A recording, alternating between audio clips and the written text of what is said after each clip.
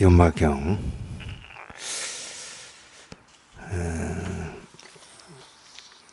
오늘이 50번째 시간입니다. 유마일의 치유법 지난 시간에 이어서 한번 보겠습니다. 또 몸과 마음과 모든 질병이 엎치락 뒤치락 서로 의지하여 끝없이 아득한 옛날부터 흘러나오면서 생겨나고 사라지는 틈이 없고 새롭지도 않고 오래되지도 않음을 관찰하는 것을 일러 지혜라고 합니다. 몸과 마음과 모든 질병이 마침내 사라지기를 바라지 않는 것을 일러 방편이라고 합니다. 또 문수살이요. 병이 든 보살은 마땅히 이와 같이 그 마음을 조복해야 합니다. 마음을 조복함과 마음을 조복하지 못함에 머물러 있어선 안 됩니다. 까닭이 무엇일까요? 만약 마음을 조복하지 않음에 머물러 있으면 이것은 범부의 법입니다. 만약 마음을 조복함에 머물러 있으면 이것은 성문의 법입니다. 이 까닭의 보살은 이 양쪽 모두에 머물지 않으니 이것을 일러 보살의 행위라고 합니다. 만약 여기에 머물러 범부의 행위도 아니고 성인의 행위도 아니라면 이것을 일러 보살의 행위라고 합니다.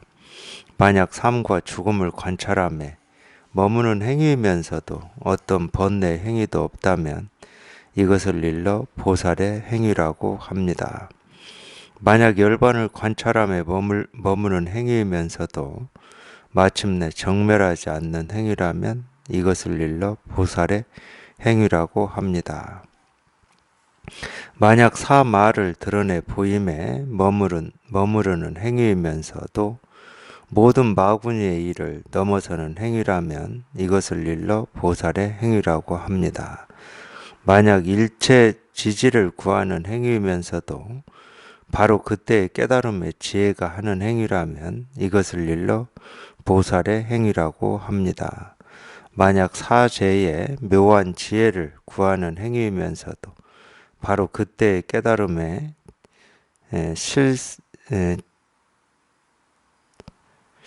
깨달음의 실상, 진상이라고 나왔어요. 진상이 하는 행위라면 이것을 일러 보살의 행위라고 합니다. 만약 내면의 깨달음을 바르게 관찰하는 행위이면서도 삶과 죽음을 일부러 거두어 드리는 행위라면 이것을 일러 보살의 행위라고 합니다. 만약 모든 연기를 행하는 행위이면서도 견추를 멀리 벗어날 수 있는 행위라면 이것을 일러 보살의 행위라고 합니다. 만약 모든 중생과 모든 법이 서로 분리되도록 행하는 행위이면서도 번뇌와 수면이 없는 행위라면 이것을 일러 보살의 행위라고 합니다.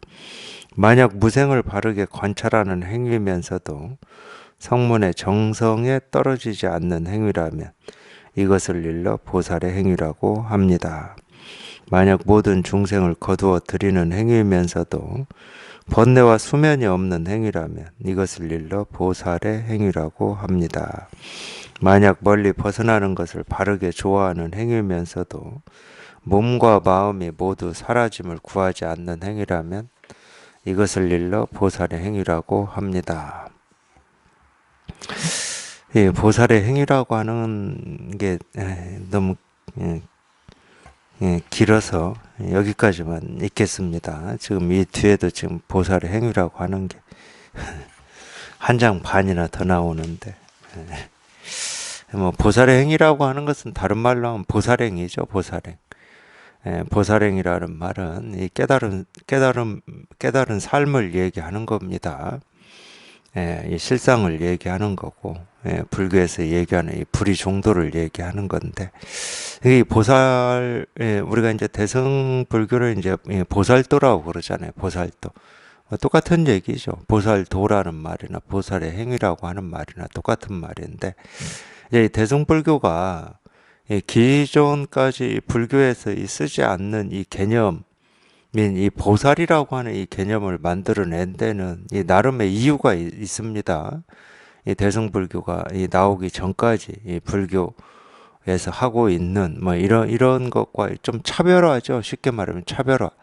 이 차별화를 짓는 거는 뭐 지금으로 치면 이런 겁니다. 지금만 봐도 우리가 이 깨달음을 구한다. 본성에 통달한다. 뭐 실상에 통한다. 그러니까 한 소식 한다는 말이죠. 이 견성한다는 말인데, 그러니까 이 깨달음에 통하려면은 대부분의 사람들은 이 뭔가를 이렇게 수행을 해야 된다. 뭐 이런 이 관념을 가지고 있잖아요. 그러니까 그런 이 분별, 그 관점이 다 분별인데, 분별이고 망상이죠. 이거 뭐 선정 해탈, 선정을 통해서 해탈을 구해야 된다. 뭐 이런 전부 이제 그 분별이고 이 알미인데, 그걸 깨 부수기 위해서 이 차별화를 쓰는 거죠. 그렇기 때문에 이 차별은 어떤 차별이냐면은 이 분별에서 벗어난 거죠. 이 분별이 아닌 것입니다. 분별에서 벗어난 거죠. 그러니까 이 분별에서 벗어난 이 진실을, 이 실상을 이렇게 이야기하는 것을 이제 보살도라고 하고 보살의 행위라고 했던 거죠.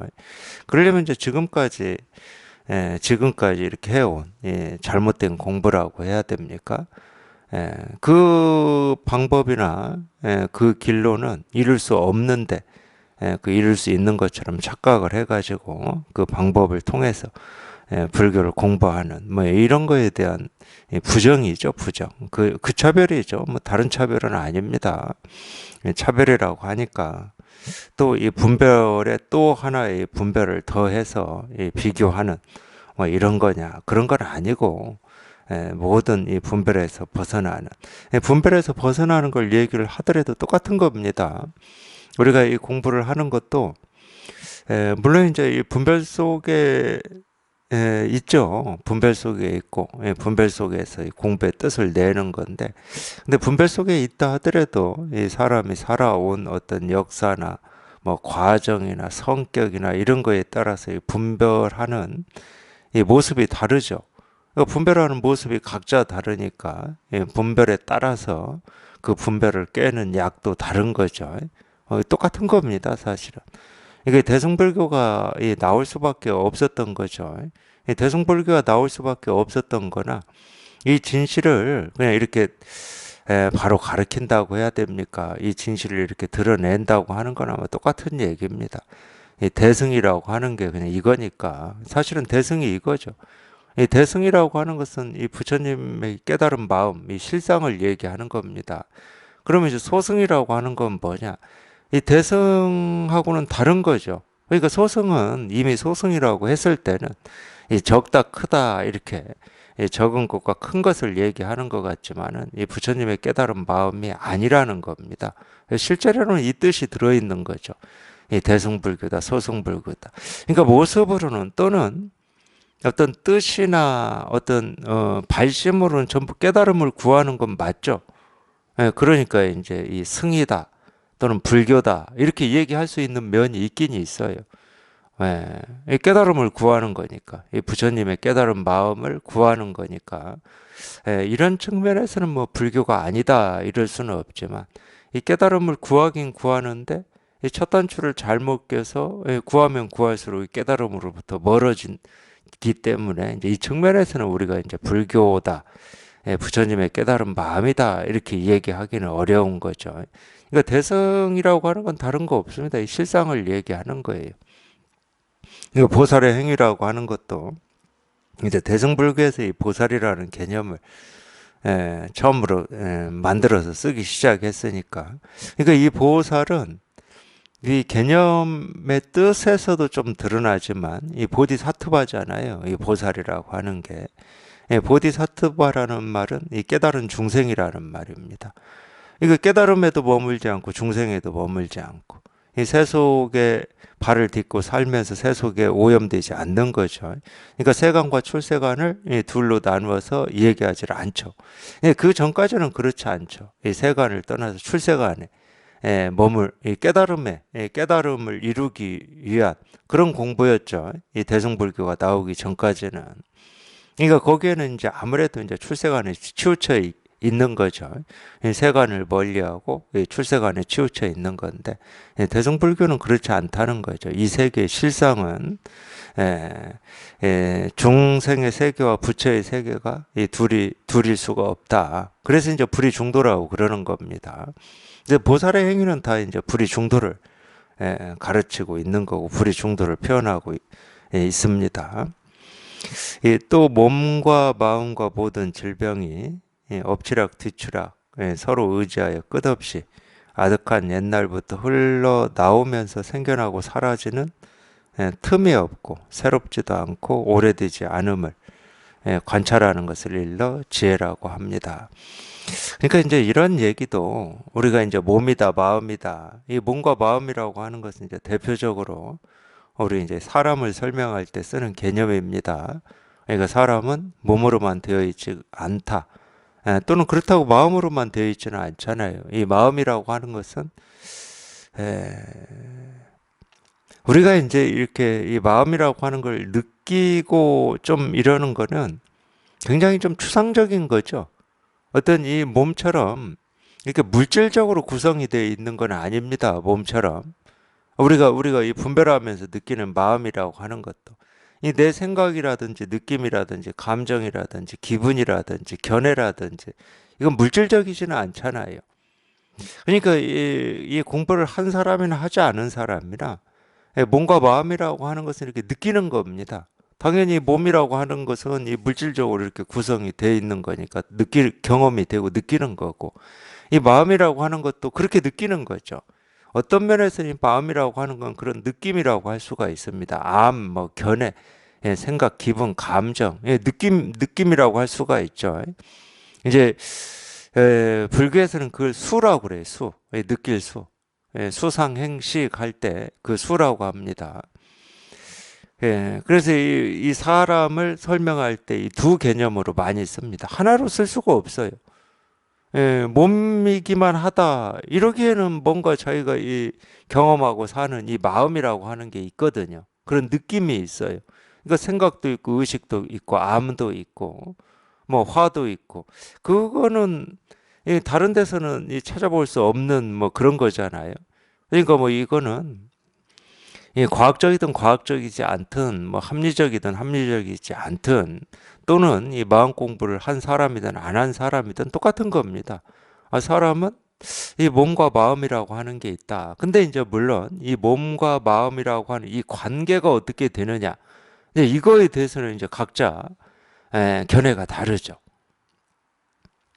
그래서 이제 대표적으로 철학에서는 몸과 마음, 우리 몸과 의식이라고 하는 게 유물론이라고 하는 것은 이 물질이 의식을 지배하는 거죠. 관념론이라고 하는 것은 이 관념이 이 물질을 지배하는 거고. 철학에서도 이 두 갈래의 철학이 있을 수밖에 없습니다. 근데 이렇게 설명을 들으면 그거인 것 같기도 해. 이 몸이라고 하는 게 우리 몸뚱아리라고 하는 게 이 몸뚱아리가 좋고 싫고 하는 거에 따라서 우리 의식이 이렇게 규정되는 면도 있습니다. 몸이 하기 싫으면은 그 일은 이 의식으로는 그거 별로 뭐 가치 없고 의미 없고 뭐 옳지 않은 일이 되고 예를 들어서 이 몸이 요구하는 거 있잖아요. 그냥 간단히 얘기를 들면은 이 먹을 것 같은 거. 배가 고파서 이렇게 먹을 것 같은 게 몸에서 요구되면 먹는 그 행위 자체에 대해서 우리 의식은 좋은 걸로 받아들이게 돼 있죠. 그러니까 이런 측면으로 보면은 몸이 의식에 앞장서는 것 같기도 하고 또 어떤 때는 우리 의지, 뜻, 바램이라고 하는 게 우리 이 몸을 움직이게 하는 면이 있잖아요. 예를 들면 세간에서도 이 정신력이라고 하는 말이 있잖아요. 정신력이 약해서 그런다 뭐 이런 말이 있잖아요. 또 그 측면으로 보면 이 마음이 이 근본인 것 같고 이 몸은 좀 부수적인 것 같고 뭐 이렇게 그러니까 이건 견해에 따라서 또 철학까지도 그렇게 두 부류가 있으니까 몸과 마음이라고 하는 이 관계 이 몸과 마음의 이 관계라고 하는 것은 견해에 따라서 그렇게 몸이 먼저다 마음이 먼저다 아니면 몸과 마음은 이렇게 동등한 거다 뭐 이런 식으로 얘기를 했겠죠. 그런 얘기를 우리는 수도 없이 사실은 듣고 살아왔습니다. 지금 이날 이때까지도. 근데 마음 공부하는 데서도 마찬가지입니다. 마음 공부하는 데서는 이제 세간에서 우리 그런 생각하고는 좀 다르게 어쩌면 굉장히 이렇게 좀 세련되고 그럴듯하게 설명을 합니다. 이 몸은 마음을 담는 그릇이다. 뭐 이런 식으로 설명을 하죠. 몸은 마음을 담는 그릇이다.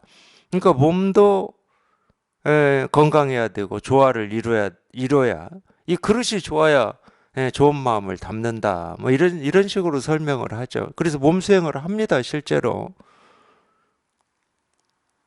근데 그 말은 이미 철학적으로 보면은 이 몸이라고 하는 게 의식을 규정한다는 얘기입니다. 몸이 먼저라는 거예요. 그릇이 깨지면은 아무리 마음이 좋아도 그 그릇에 담길 수가 없다는. 그러니까 이 몸이 우선이라는 이 측면이 있어요. 그래서 이런 이야기를 하는 곳은 거의 이렇게 몸 수행이 주입니다. 몸 수행을 먼저 하고 뭐 나중에 명상하고 뭐 이런 거예요. 실제로 그렇죠. 어쨌든 그런 견해도 이 몸과 마음의 관계에 대해서 얘기를 하는 겁니다. 근데 이 불교는 이 몸과 마음의 관계에 대해서 어떻게 얘기를 하느냐. 그러니까 이 불교는 굉장히 다른 쪽에서 들으면 굉장히 혁명적인 가르침이에요. 보면은. 다른 쪽에서 보면 그래요. 다른 쪽에서는 이 몸과 마음이라고 하는 걸 어떻게 관계 지을 거고, 이 몸과 마음을 어떻게 조화시킬 거고, 몸과 마음을 어떻게 할 거냐. 여기에 이제 생각이 있고, 고민이 있고, 견해가 있는데, 불교는 그딴 거 말하지 않습니다. 몸이든 마음이든 다 공이다. 이렇게 말해버려요. 오온이 개공이다. 이렇게 말해버려요. 몸과 마음의 관계를 얘기한다는 것 자체부터가 이미 생각이고 분별이고 망상이다. 이게 차이가 있는 겁니다. 핵심적인 차이예요. 웬만한 곳에서는 이렇게 안 가르칩니다. 거의 이 몸 마음이라고 하는 것을 이 마음을 몸을 가지고 설명하고 몸을 마음을 가지고 설명해요. 그러니까 이 몸과 마음이라고 하는 것은 이 하나를 설명하는 어떤 비교 대상이 됩니다. 설명하는 이 소재가 되고 뭐 그렇게 돼 있어요. 다른 데서는 특히 수행하는 데서는 그렇습니다. 근데 불교는 그렇게 안 가르쳐요. 몸과 마음이라고 하는 이 관계를 얘기하지 않습니다. 몸이든 마음이든 그 진실을 얘기하는 거예요. 도대체 몸이라고 하는 게 뭐고 마음이라고 하는 게 뭐냐? 이 몸과 마음이 아무리 뭐 조화를 이루어서 서로 상생을 하고 있다 한들 그냥 공이라는 거예요. 공. 그러니까 이 불교에서는 이 병든 몸이냐 건강한 몸이냐 그걸 어떻게 해야 되냐 이 부분을 가르치는 게 아닙니다. 금방 여기에서 나왔잖아요. 이 몸과 마음 또는 모든 이 질병과 이 건강이라고 하는 게 엎치락 뒤치락 서로 의지하여 끝없이 아득한 옛날부터 흘러나오는 거다. 그러니까 온갖 우리가 보고 듣고 느끼고 경험하는 이 만물이 이렇게 생겨나고 변하고 사라지듯이 이 몸과 마음을 그렇게 보는 거예요. 질병도 그렇게 보는 거지. 그러니까 병이라고 한다고 해서 이거는 뭐 이 좋지 않은 거, 나쁜 거 또는 없애야 되는 거 이렇게 보지 않는다는 거예요. 사실은 이렇게 보지 않는 게 훨씬 건강한 거죠. 왜냐하면 우리가 이 병하고 인류가 지금까지 이 수천 년 동안 이 나름대로 싸워왔지만 싸운다고 이 병을 없앨 수 있는 건 아니잖아요. 늙음을 없애지 못하고 죽음을 없애지 못하듯이 못 없애는 거죠. 당연하게 겪는 거죠. 경험할 수밖에 없는 거고. 그렇다고 뭐 놔두자 또 이렇게 알아들으면 안 됩니다. 그렇게 또 생각으로 가면 안 돼요. 병의 진실이 뭐냐? 건강이라고 하는 것의 진실이 뭐냐? 이 몸, 마음이라고 하는 이 실상이 뭐냐? 그걸 깨닫는 게 우리가 이 근본에 통하는 거고, 실상에 통하는 거고, 본성에 통하는 거고, 그걸 이제 견성이라고 하는 거죠. 그래서 이 몸에도 머물지 못하게 하고, 마음에도 머물지 못하게 하고, 그러니까 이 불교는 철학이 될 수가 없는 겁니다. 철학은 이런 문제를 해결하는 거예요. 몸과 마음의 관계가 어떤 거냐, 이런 걸 해결하는 게 철학입니다. 물론 이제 이 불교도 그 부분을 해결을 하긴 하죠. 해결을 하긴 하는데 이 철학이나 인문학처럼 그것을 어떤 견해나 생각으로 관계를 설명해서 해결을 하질 않아요, 불교는. 이 관계를 설명한다는 것은 두 개가 있다는 겁니다. 이 몸과 마음이라고 하는 게 있어서 이 몸과 마음이 어떤 관계를 맺고 있다. 주종의 관계를 맺고 있든, 서로 동등한 관계를 맺고 있든. 그게 이제 관계를 설명하는 건데, 불교는 이 관계를 설명하지를 않습니다. 다 그게 꿈과 같은 거다. 물거품 같은 거다. 모습으로는 드러나 있지만 진실은 텅 비고 고요하고 깨끗한 거다. 뭐라고 할 게 없다. 모습으로는 몸의 모습이지만 몸이라고 할 게 없고, 모습으로는 마음이지만, 그러니까 마음이지만 모습으로는 마음이지만 이럴 때는 우리 생각, 느낌, 감정을 얘기하는 거죠. 번뇌도 되고 기쁨도 되고 화도 되고. 그러니까 모습으로는 마음이지만 실상은 텅 비어 있다. 그냥 인연 따라서 그때그때 순간순간 인연 따라서 그 인연으로 드러난 이 모습일 뿐이다. 이게 이제 불교가 이 몸과 마음 병을 치료하는 방식이죠. 이게 치유법이 다른 겁니다. 우리가 이 수행이라고 하는 치유법과 대승불교 이 장이 지금 유마의 치유법이잖아요. 유마의 치유법. 그러니까 우리 마음의 번뇌를 치유하는 치유법이 달라요.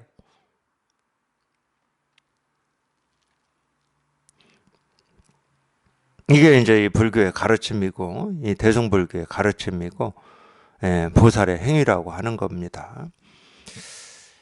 서로 의지하여, 그렇게 나오잖아요. 서로 의지하여. 그냥 인연 따라서, 그때그때. 그러니까 몸도 그렇게 보잖아요. 불교에서는. 이 사대 육신이라고.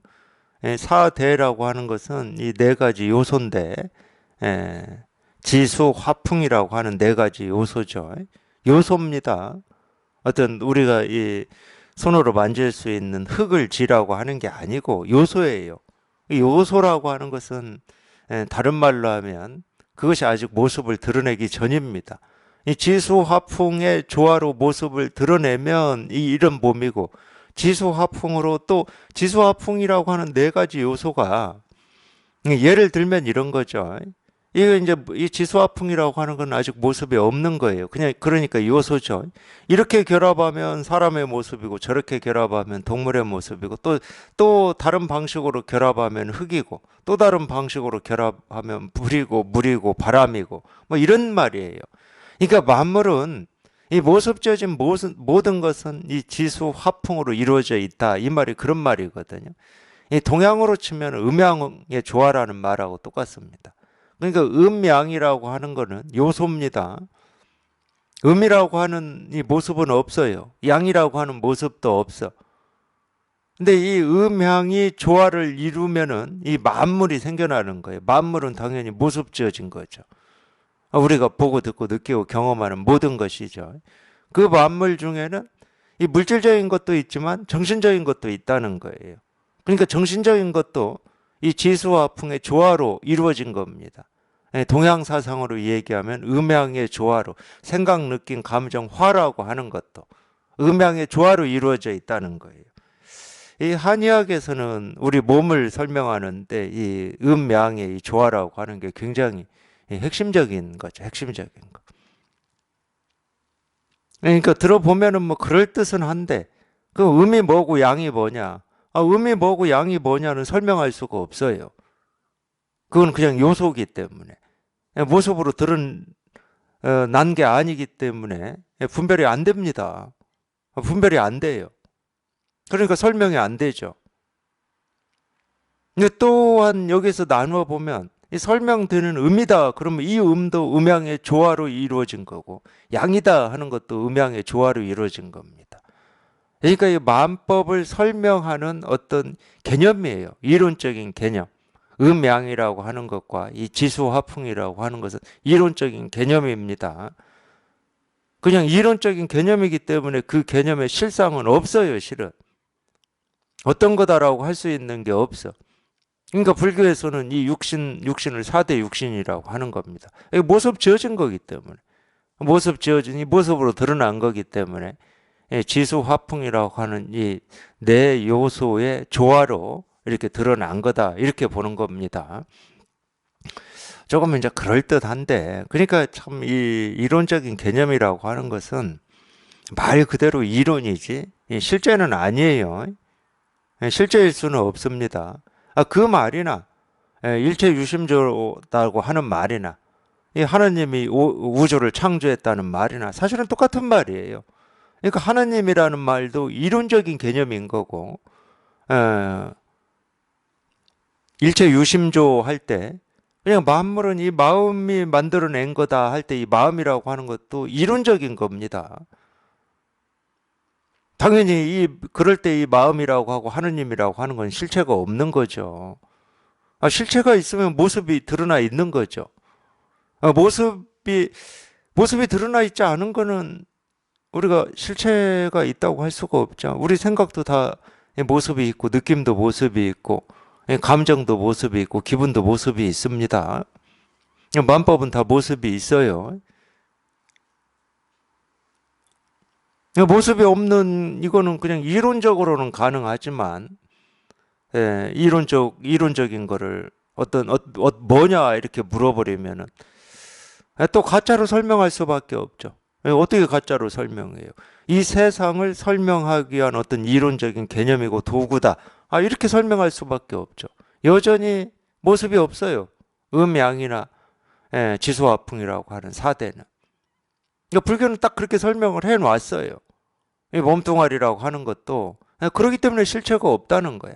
그냥 지수화풍이라고 하는 네 요소가 그때 그 순간의 인연에 응해서 그렇게 뭉쳐져 가지고 모습으로 드러났을 뿐이지, 몸뚱아리, 몸이라고 하는 실체는 없다는 거고, 우리 어떤 생각, 느낌, 감정이라고 하는 것도 이 지수화풍의 조화로 그렇게 드러날 뿐이야. 그 당시 그 모습으로 드러날 뿐이지, 그 당시 그 모습으로 드러났기 때문에 다른 조건이다 그러면 그 모습이 아닌 거죠. 그러니까 어떤 화도, 어떤 견해도, 어떤 오름이든, 어떤 구름이든, 어떤 선이든 사실은 실체가 없다는 거예요.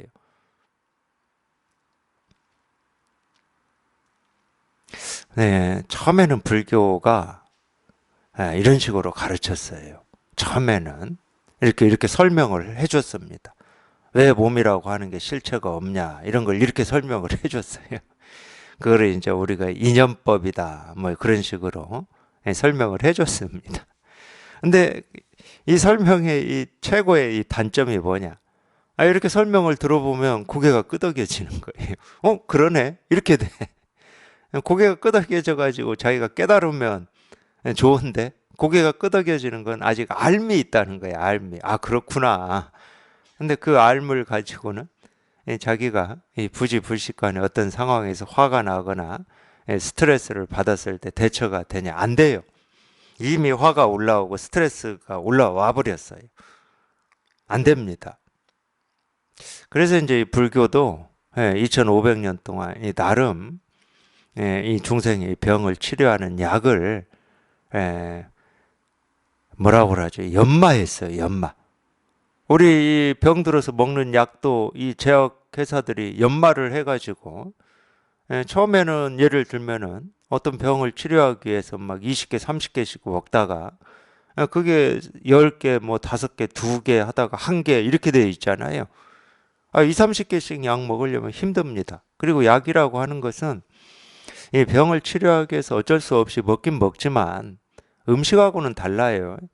우리가 이 날마다 하루 3끼 먹는 음식도 과하면 그게 독이 되듯이 약은 말할 것도 없어요.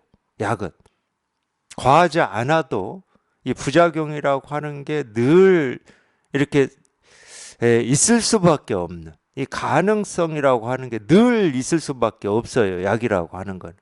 그러니까 약은 가능하면 안 먹는 게 최고 좋은 거죠.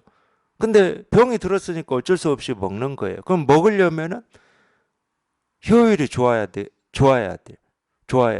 그 병을 치료하면서 부작용이 적은 거를 효율이 좋다고 그러는 겁니다. 병은 잘 치료하는데 오히려 다른 병이 생겨버렸다, 부작용이. 그러면 효율이 좋지 않다고 그러죠. 부작용은 없는데, 거의 없는데 그냥 평생 달고 먹어야 된다, 이러면 그 효율이 안 좋은 겁니다. 지금도 우리 세간에서 보면 그런 약들이 있어요. 예를 들어서 이 고혈압에 먹는 고혈압약. 그거 뭐 평생 먹어야 된다고 그러더라고요. 그건 효율이 좋은 약이 아닙니다. 어쩔 수 없이 먹는 거예요. 먹기 싫어도. 예, 고혈압이 또 다른 이 합병증을 일으킬 수 있는 가능성이 많기 때문에. 뭐 우울증에 먹는 약도 마찬가지예요. 먹으면 효과는 좋다고 그래요. 효과는. 예, 우울하지 않으니까 효과는 좋죠. 근데 그걸 안 먹으면 또 우울해지니까 또 평생 먹어야 되는 거죠. 그건 효율성이 안 좋은 거예요, 그거는. 그러니까 이 약이라고 하는 것은 항상 이렇게 발전하는 겁니다. 그게 이제 불교에서는 방편이라고 하는 건데, 부처님의 말씀이나 이 조사 선사들의 이 말씀 가르침은 전부 방편이거든요. 약입니다. 중생의 병을 치료하는 약이에요. 그럼 약으로 쓴다라고 하는 것은 중생의 병을 잘 고쳐야 되고 부작용이 적어야 되는 거죠. 근데 이렇게 제가 인연법으로 설명을 해버리면 깨달은 입장에서는 저 말이 공감이 돼요. 자기 눈으로 이 세상이 그렇게 보이니까. 이 세상이 자기 눈으로 볼 때 그렇게 이루어져 있어요. 우리 뭐 느낀 감정이든 몸이든 뭐 만물이라고 하는 모든 게 그냥 그렇게 이루어져 있어. 그냥 인연 따라서 모습이 생기고 사라지고 끊어짐 없이 틈 없이 여기에서 나오듯이 이 아득한 옛날부터 서로 의지해서 서로 의지했다는 말은 그 인연이라는 얘기입니다. 인연. 그래서 서로 의지하여 끝없이 아득한 옛날부터 흘러나오면서 그렇게 생기고 사라진다. 그렇게 돼 있어. 이 깨달은 입장에서 보면. 근데 그렇게 이 끊임없이 생기고 사라지는데 거기에는 어떤 틈도 없고 새로운 것도 없고 뭐 남음도 없고 부족도 없고 그냥 똑같아 그냥. 그러니까 깨달은 입장에서는 그런 말들이 그냥 저절로 이렇게 실감이 되고 공감이 되지만 분별하는 입장에서 들을 때는 그럴듯한 또 하나의 내가 알지 못하는 어떤 견해나 이론이 될 가능성이 훨씬 많아요. 못 깨닫고 또 하나의 견해를 좀 자기가 생각하기에서 좀 바람직한 이 세계를 설명하고 우리 사람을 설명하는 좀 바람직한 또 어떤 이 가설, 이론을 습득한 것밖에 안 됩니다. 알미 추가된 거죠. 그래서 그 알미 끊어지고 이 분별이 끊어지고 생각이 끊어져서 우리 이 진실이 한번 드러나는 게 아니라 이 알미 추가되는 거죠. 제가 볼 때 어떤 이 수행을 하시다가 보통 수행을 뭐 특히 이제 우리나라 불교는 어쨌든 이 선불교라고 해가지고 이 간화선이라고 하는 이런 수행을 하다가 거기에서 뜻을 이루지 못하고 이제 어떻게 공부를 해야 되나 해서 이제 많은 분들이 하여튼 몇 년 사이에 한 적어도 뭐 10년 전부터는 그랬습니다. 이 초기 불교에 굉장히 많이 이렇게 심취하고 초기 불교 공부를 많이 하시는데 제가 볼 때 이유는 그거예요. 이 초기 불교는 그동안 내가 이 불교 공부를 하면서 갖지 못했던 제가 금방 얘기했던 이 새로운 어떤 이 견해, 그럴듯한 어떤 이 이치 도리를 이야기를 합니다. 그러니까 뭔가 이렇게 공부한 것 같고 더 나아지는 것 같고 뭐 그런 이 성취감 같은 게 있어요. 초기 불교를 공부하시는 분들은. 이제 진짜 불교 같다 뭐 이런 얘기도 하시고 그러는데 그거는 내가 지금까지 알지 못하는 이 불교에 대한 이 새로운 알미 습득돼서 그러는 거지 이 깨달음에 가까이 가는 거하고는 제가 볼 때 아무런 상관이 없습니다. 그래서 이 방편이라고 하는 것은 우리가 이 병에 걸렸을 때 먹는 이 약과 같은 거여서 이 병을 치료해야 돼요. 이 병을 치료해야지 이 병에 병을 더해주는 것은 이 방편이라고 할 수가 없다. 그러니까 이 법은 우리가 손댈 수도 없고 말할 수도 없고 알 수도 없고 이해할 수도 없죠. 늘 법은 내가 이러든 저러든 우리가 어떻게 설명을 하고 뭐 깨달았든 못 깨달았든 이 법은 변함이 없어요. 이 법은 변함이 없죠. 근데 방편은 그렇지가 않습니다. 중생의 병을 치료하는 약은 변하죠. 당연히 변하죠. 중생의 병을 잘 치료하는 쪽으로, 그 방향으로 잘 치료하고 부작용이 없는 방향으로 변할 수밖에 없습니다. 그래서 이 방편을 보면은 방편을 쓰는 사람의 안목이 보이게 돼 있는 거예요.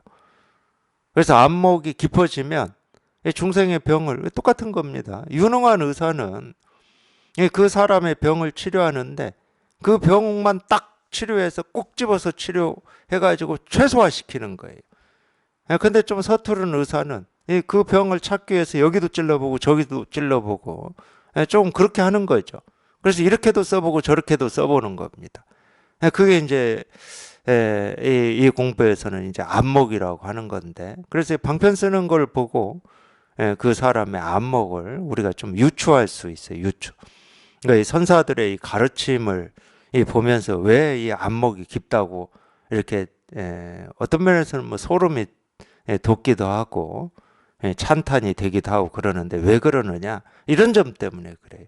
어떻게 참 그 분별하는 병을 그냥 정확히 그냥 한치 오차 없이 콱 찍어가지고 그 병을 그냥 확 뭐 이렇게 떼어내버리는지, 그런 안목에 이제 감탄을 하는 거죠.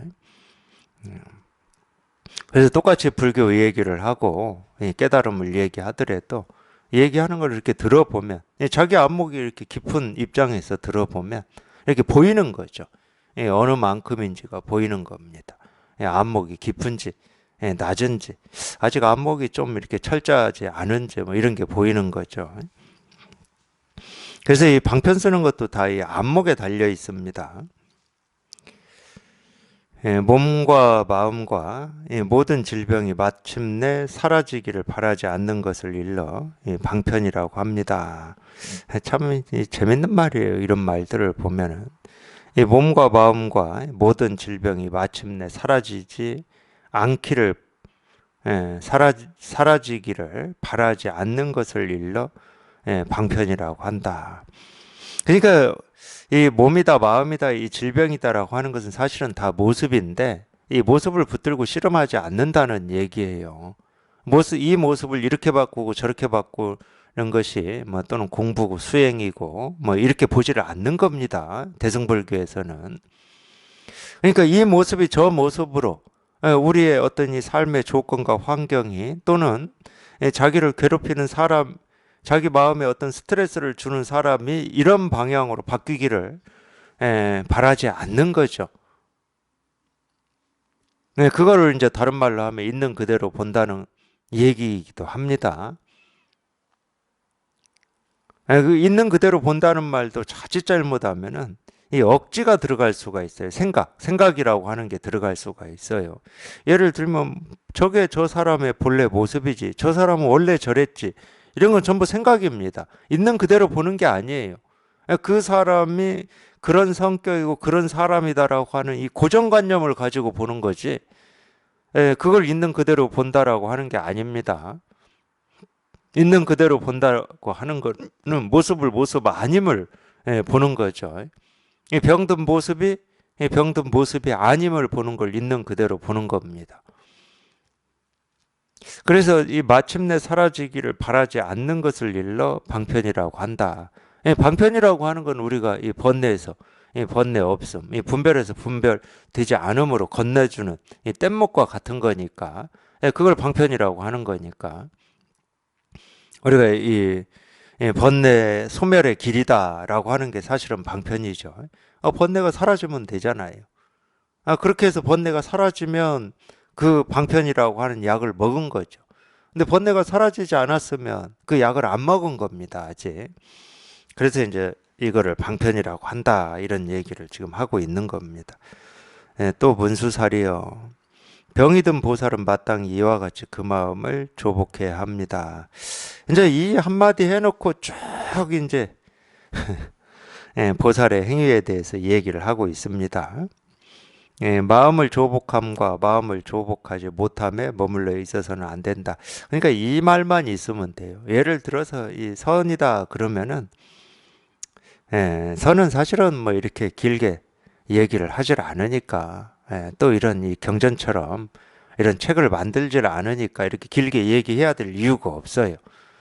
근데 이 경전은 어쨌든 이 문자로 이 중생을 구제하는 약을 써야 되니까 이렇게 길게 얘기할 수밖에 없습니다. 선 같으면 딱 이 한마디 하고 끝났을 거예요. 이 마음을 조복하는 것과 마음을 조복하지 못하는 것에 머물러 있어서는 안 된다. 이게 마음을 조복하는 거다. 이 보살이 마음을 조복하는 것은 이거다. 이 한마디, 이 한마디. 그러니까 조복함에 머물러도 안 되고 조복 못함에 머물러도 안 된다. 근데 이제 보통은 이제 마음 공부를 한다고 할 때는 이 깨달음에 머물죠. 해탈에 머물고 열반에 머물고 번뇌 없음에 머물고 분별되지 않음에 머물고 생각 없음에 머물고 이러죠. 보통은 그러죠.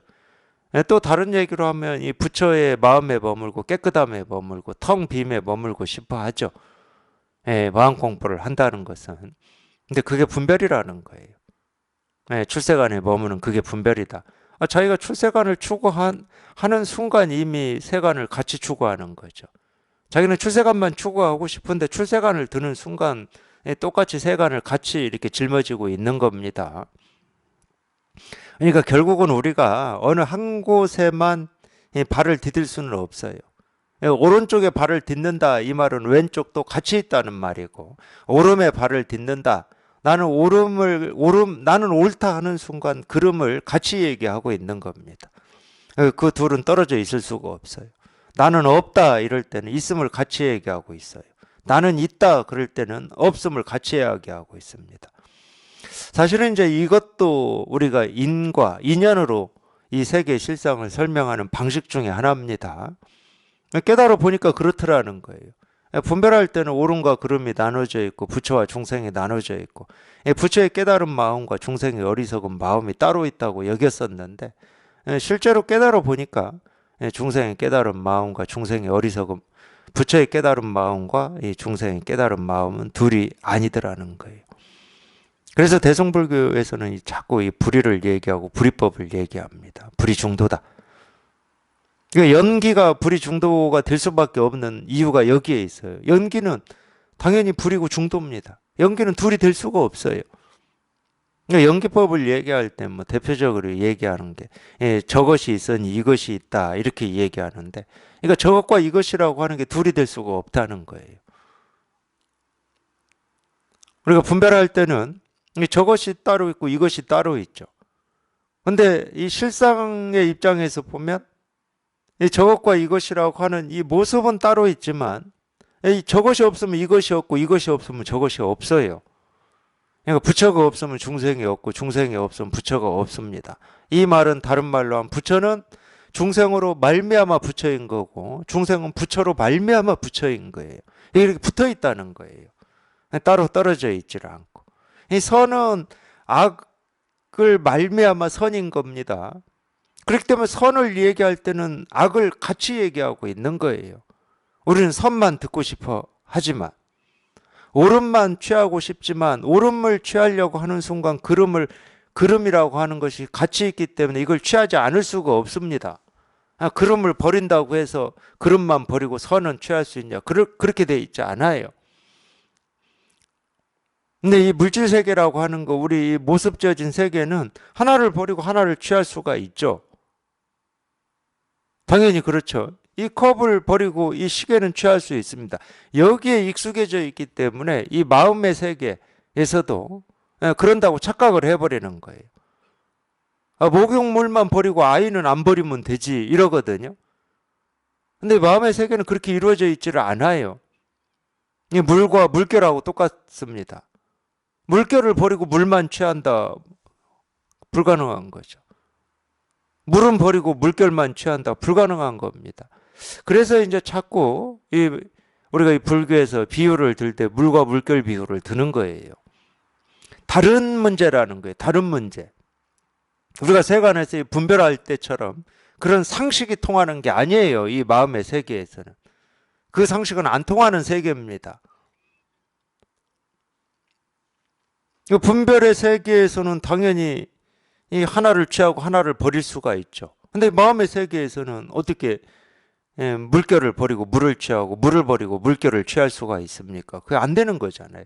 그러니까 그 상식이 통하지 않아요. 그 생각과 그 분별과 자기가 지금까지 보고 듣고 느끼고 경험한 이 암과 경험이 통하지 않는 겁니다.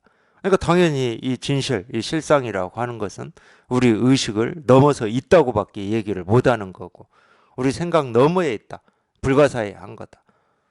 그러니까 우리 생각을 가지고는 우리 의식을 가지고는 우리 알을 가지고는 도달할 수 없는 곳이다라는 얘기를 그래서 하는 거예요. 똑같은 말이죠. 우리 분별로는 마음을 좁아가면 좁아간 거고 좁아가지 못하면 좁아가지 못한 거지. 좁아가지 못했으면 온갖 이 일도 있고 저 일도 있고 이 어려움도 있고 저 어려움도 있는 거지. 좁아했으면 아무 어려움이 없는 거지. 그러니까 둘 중에 하나여야 되거든. 우리 상식으로는. 근데 이 실상의 세계는 마음을 조복함과 마음을 조복하지 못함이라고 하는 게 둘이 아니다. 부처와 중생이 둘이 될 수가 없다. 그러니까 이 유마경을 우리가 보통 얘기할 때 이 불이법을 드러낸 이 최고의 경전이다. 뭐 이런 표현을 씁니다. 유마경에 대해서는. 이 불이법을 드러낸 최고의 경전이다. 왜 그러냐? 이런 면 때문에 그래요. 불이법을 딱 얘기했잖아요. 이 마음을 조복함과 마음을 조복하지 못함에 머물러 있어서는 안 된다. 어느 쪽에도 입을 대서는 안 된다. 어느 쪽에도 우리 생각이 가 있으면 안 된다. 까닭이 무엇일까요? 그러니까 이 한마디 해놓고 이제 이거에 대해서 쫙 이제 이야기를 하고 있습니다. 만약 마음을 조복하지 않음에 머물러 있으면 당연히 그게 범부죠. 범부의 법이죠. 이 세간법이고 생멸법이다 이야기입니다. 그러면 이제 이 반대는 만약 마음을 조복함에 머물러 있으면 이것은 성문의 법이다. 이 성문의 법이다라고 그럴 때는 성문이라고 하는 이 개념이 이제 그런 뜻이 좀 있거든요.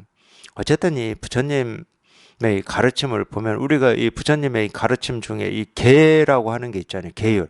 이런 건 하지 마라. 뭐 이런 거 하지 마라. 그러니까 이 계율이라고 하는 이 부처님의 가르침 계율을 우리가 이렇게 우리의 상식으로 우리가 이 세간의 이 삶의 상식으로 이렇게 들어보면은 굉장히 도덕적이고 윤리적인 것들입니다. 그렇잖아요. 도덕적이고 윤리적인 것들이에요. 그러다 보니까 이 세간에서 우리가 도덕을 배우고 윤리를 배웠을 때 사람이 살면서 뭐 이러면 안 된다, 저러면 안 된다 이런 거 있잖아요. 그런 거하고 똑같은 거예요. 세간 사람들이 들을 때는. 이제 이 세간에서 이 얘기하는 도덕 윤리하고 석가모니 부처님이 말씀하신 이 계율이라고 하는 것은 다른 면도 당연히 있겠죠. 예를 다른 면이 있다 그러면 이제 이 우리가 배웠던 이 도덕 윤리에서 배우지 못했던 또 새로운 도덕 윤리겠죠. 그런 게 있습니다. 그래서 이제 그런 것을 이렇게 따르고 물론 이제 마음에서는 일어나지만 수행자가 그렇게 하면 안 된다. 또는 이 부처님의 이 가르침 말씀을 보면은 이 수행자는 그렇게 하면 안 된다. 이게 이제 자기의 어떤 이 삶이나 이 수행자의 어떤 기준이나 표준이 이 도덕 윤리처럼 그렇게 돼서 이렇게 살아가고 공부하는 사람을 성문이라고 그러거든요. 그러면 그건 성문법이지 보살의 법은 아니다. 실상은 아니다. 그렇게 이 마음을 조복하는 것을 일러서 풀을 돌로 눌러놓는 거다 이렇게 표현하죠. 돌로 눌러놓는 거죠. 생각을 바꿔서 마음의 이 대립 갈등을 이렇게 해소하는 거기 때문에 그렇기 때문에 그 뿌리는 이 어딘가에 지금 내리고 있습니다. 이 마음밭에 이 뿌리는 지금 이렇게 살아 있어요. 그래서 이제 그런 가르침이나 그런 공부는 이렇게 뿌리를 캐내는 공부라고 하질 않는 거예요. 성문법이다. 수행자의 법이고 뭐 이렇게 얘기를 하는 거죠. 그러니까 이 수행자의 법이고 성문법인 한은 아직은 이 생멸법이고 세간법이고 인과법인 겁니다. 세간법을 떠나는 게 불법이고 인과법을 떠나는 게 이제 인과법, 생멸법을 떠나는 게 출세간법인데 아직까지는 세간법인 거죠. 그래서 이제 이 마음을 조복함에 머물러 있는 것은 성문의 법이다. 그리고 우리가 실제로 진실로 이제 이 실상이 이렇게 통해 보면 이 실상에 머물질 않아요. 왜냐하면 실상이라고 할 게 따로 없기 때문에. 그냥 분별에서 벗어난 게 실상이지. 실상이라고 하는 게 따로 있으면 이 실상에 머무르면 되거든. 이 실상에 머물러서 더 이상 어떤 분별이라든지 번뇌라든지 힘겨움이라든지 고통이 들어오지 못하게 그냥 빗장을 쳐버리면 돼요. 그러면 더 이상 대립 갈등이 없지. 있을 수가 없어요. 빗장을 쳐버리면 된다니까. 근데 이 실상이라고 하는 건 실상이라고 하는 자리, 곳 이런 게 없어요. 실상의 지위라고 하는 게 없어. 그냥 단지 분별에서 벗어난 걸 실상이라고 그러는 겁니다. 이제 이 점 때문에 우리가 이 진실에 한번 이렇게 통하고도 오랜 시간을 분별과 이 분별 없음이라고 하는 이 둘 사이를 왔다 갔다 할 수 있는 이유예요, 그게. 예를 들어서 이 실상이라고 하는 이 분별되지 않음이라고 하는 자리가 따로 있다. 그러면 여기에 발을 디뎠으면 이제 몸이 이쪽으로 왔으면 마음이 이쪽으로 왔으면 빗장을 쳐버리면 돼요. 못 나가게. 근데 그런 자리는 없거든요. 그렇기 때문에 조복함에 머무는 거는 뭐 어떻게 얘기하든 아직 분별 속에 있는 겁니다. 조복함과 조복하지 않음이라고 하는 게 둘이 되지 않아야 되는 거지. 조복함에 머물고 조복하지 못함에 머무는 것은 아직 세간을 떠나지 못한 거고 분별을 떠나지 못한 겁니다. 이 까닭에 보살은 이 양쪽 모두에 머물지 않으니 이것을 일러 보살의 행위라고 합니다. 만약 여기에 머물러 범부의 행위도 아니고 성인의 행위도 아니라면 이것을 일러 보살의 행위라고 합니다. 뭐 이 부분도 뭐 똑같잖아요. 범부에 머물지도 않고 성인에 머물지도 않는다. 소승불교는 좀 그렇지가 않아요. 아라한이라고 하는 거기에 이렇게 머물고 그걸 이렇게 체득하고 그거를 취하고 그래서 이제 대승불교에서 볼 때는 이 소승불교는 이 깨달음이라고 하는 게 있다고 보는 겁니다. 그래서 이제 이 대승불교는 아공법공이라고 그러는데 대승불교의 입장에서 보면 소승불교는 이 아공법유다 이렇게 봐요. 거기는 법이라고 하는 게 있어요. 깨달음이라고 하는 게 있어. 어떤 아라한이라고 하는 어떤 지위 이런 게 좀 있어요. 거기는. 근데 이제 이 대승불교 이 제대로 된 불교는 이 범부에 머물러도 안 되고 이 성인 아라한이라고 해도 좋고 부처라고 해도 좋은데 부처에 머무는 것도 아니다. 그래서 이제 이런 측면에서 이 보살이라고 하는 개념을 이 대승불교에서 쓰고 있는 겁니다. 색다른 개념이었어요. 불교 역사에서 보면 이 보살이라고 하는 개념은 색다른 개념입니다. 이거는 범부도 아니고 중생도 아니고 그런 이 색다른 개념이죠. 만약 삶과 죽음을 관찰함에 머무는 행위면서도 어떤 번뇌 행위도 없다면 이것을 일러 보살의 행위라고 합니다.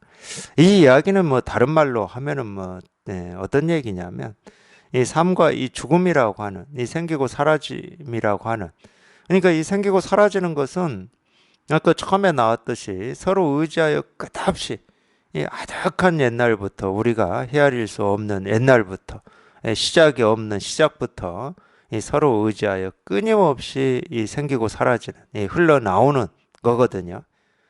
이게 이제 삶과 죽음입니다. 그러니까 그 속에 있으면서도 이 삶도 없고 죽음도 없는 것을 이 보살의 행위라고 그런다. 이 얘기에 그냥 간단히 얘기하면 이 이야기를 또 더 단순하게 이야기하면은 이 삶과 죽음이 있는데 삶과 죽음이 없다 이 말입니다. 간단하게 얘기하면 그래요. 삶과 죽음이 있는데 삶과 죽음이 없어요. 그러면 있는데라는 말은 무슨 말이냐면 깨달았다고 해서 이 깨달음의 세계라고 하는 이 출세관법만 뭐 있고 이 세관법은 없냐 이런 말은 아니에요. 그러니까 이게 다른 겁니다. 이 깨달았다 그러면 뭐 출세관법만 있고 세관법은 없냐. 그렇게 되면 이제 세관법을 외면하고 무시하고 이 세관법을 거역하겠죠. 그게 깨달은 사람의 이 삶이냐? 전혀 아니죠. 왜냐하면 삶과 죽음이라고 하는 것, 삶과 죽음이라는 이 모습이 있으면서도 삶과 죽음이 없는 거지. 이 삶과 죽음이라고 하는 모습이 다 사라져가지고 출세관이 되는 건 아니거든. 그렇기 때문에 깨달은 이 삶, 이 보살의 행위는 당연히 이 삶과 죽음이 없는, 여기에서 삶과 죽음이 있는 세상을 살아요. 이게 참 재밌는 말이에요. 그러니까 세간법을 거스르질 않습니다. 이 세간법에 이 역행을 하질 않아요.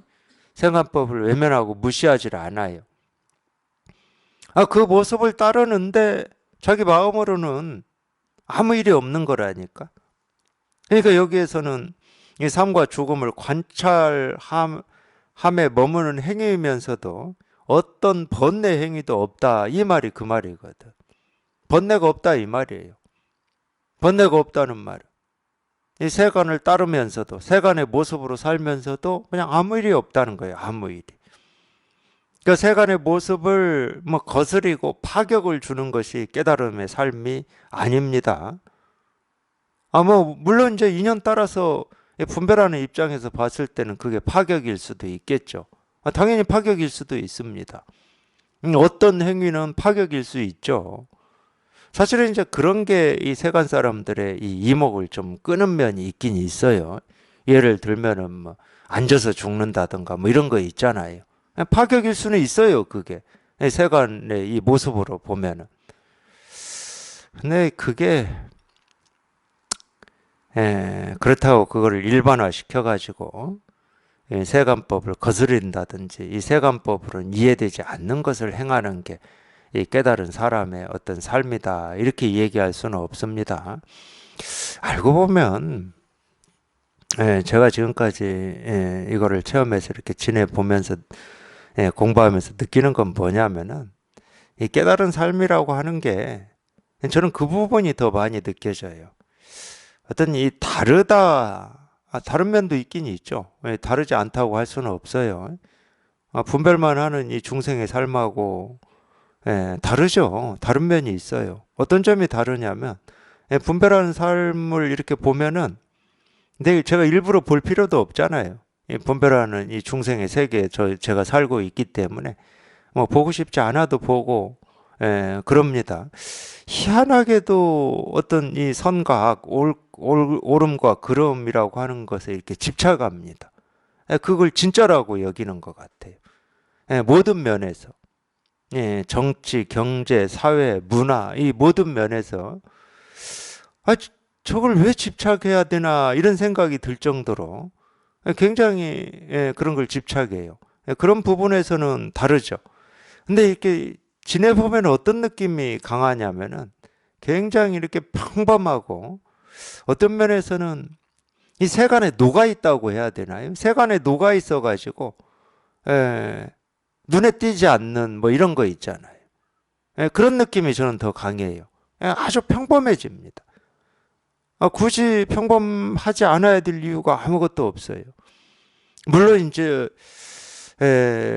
그런 면은 좀 다르긴 한데 그렇다고 해서 당신 그렇게 생각하는 거 잘못이야 하고 이렇게 튀질 않으니까 그거 당신 잘못 생각한 거야. 그거는 바른 견해가 아니야. 뭐 그런 말 안 하잖아요. 그러니까 튀진 않아요. 보통 이제 이 세간에 사는 사람들하고 이렇게 같이 있는 시간 뭐 이 얘기를 하는 시간이 있다. 그래도 저는 이제 주로 이제 이 가족 모임 할 때 이제 그런 걸 많이 경험을 하죠. 그 이후에 대부분의 시간은 뭐 도반들하고 지내는 시간이니까 가족 모임 할 때 형제들 뭐 이렇게 보면 그때는 사실은 제가 말이 없어요. 할 말이 없어, 할 말이. 별로 할 말이 없어요. 그냥 듣기만 합니다. 그냥 듣기만 하죠.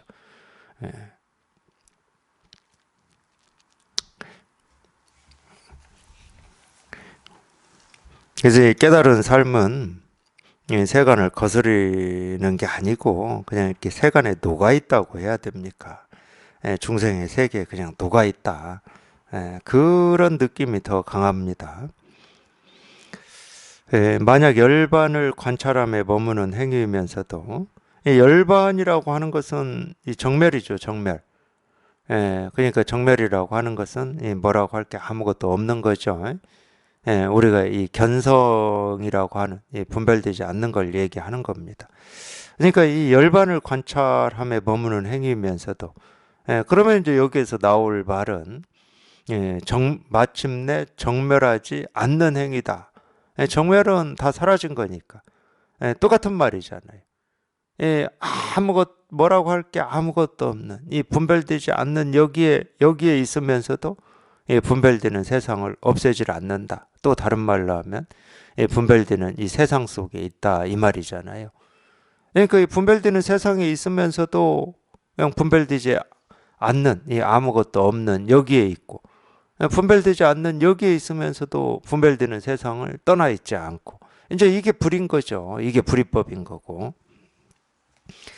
정멸하지 않는 행위라면 이것을 일러 보살의 행위라고 합니다. 만약 이 사마는 이 네 가지 이 마군이에요. 마군. 우리 보통 불교에서 마군이라고 하는데 이 네 가지 마군이라고 하는데 이 번뇌, 사, 천자 뭐 해가지고 네 가지라고 그러는데 어쨌든 우리 분별을 얘기합니다. 이 마군은 우리 분별이죠. 우리 분별이 마군이지. 마군이라고 하는 건 밖에 있는 건 아니죠. 우리 분별이죠.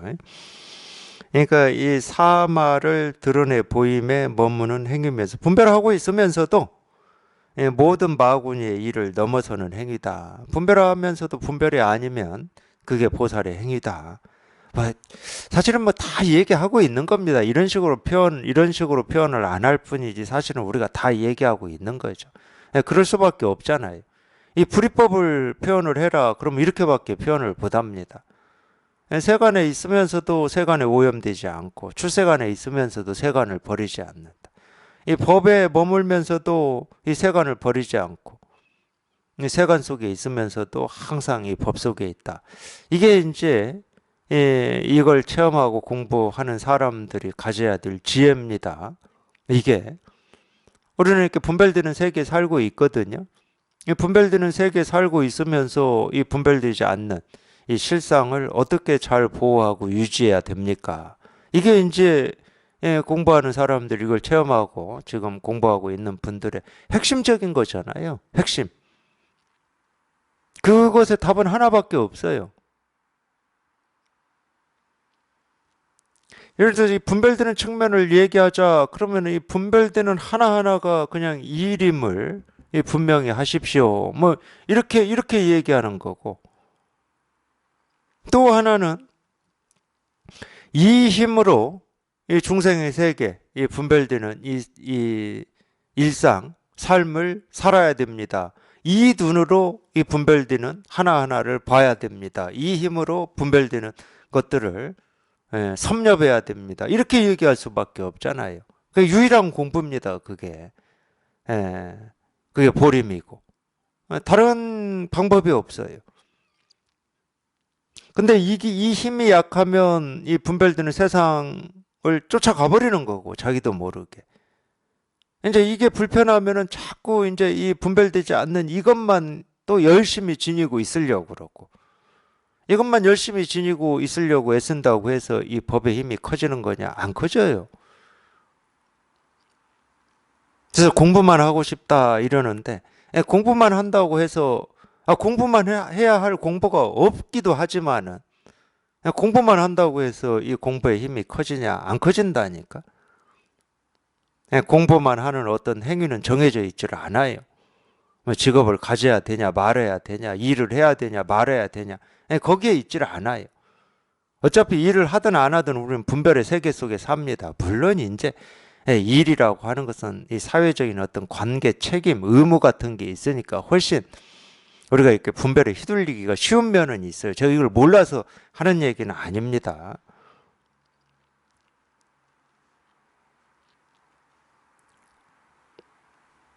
휘둘리기 쉬운 면은 있긴 있지만 역으로 하면은 또 반대의 면도 있죠. 우리가 어려움을 헤쳐가야 단련이 더 강하게 되는 거잖아요. 이 면도 있는 거예요. 그러면은 일을 해야 되냐 말해야 되냐가 핵심이겠습니까? 아니면은 반대잖아요. 자기가 정말 이 공부의 뜻을 굳건하게 두고 있느냐 아니냐. 이게 핵심인 거예요.